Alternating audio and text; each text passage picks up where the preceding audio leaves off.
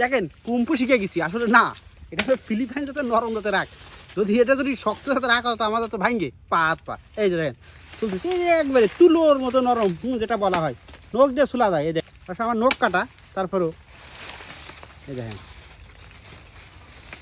এটা এমন নরম আগ। কি ছুলা কি হয়েছে?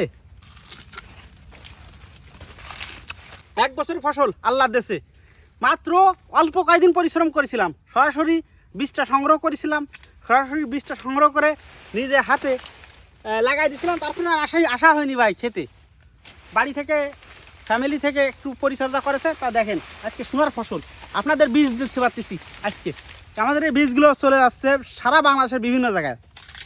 আপনারা যারা ছাদ বাগানি বিশেষ করে তারা অল্প পরিমাণ নিতে পারবেন, আর বাণিজ্যিক চাষ যারা করবেন তারা সরাসরি আমাদের জমিতে এসে আপনারা নিয়ে যেতে পারবেন, অথবা আপনারা যদি চান আমরা পাঠিয়ে দেবো, সেই পাঠানোর ব্যবস্থাও আছে। সারা বাংলাদেশে আমাদের মাল যাচ্ছে।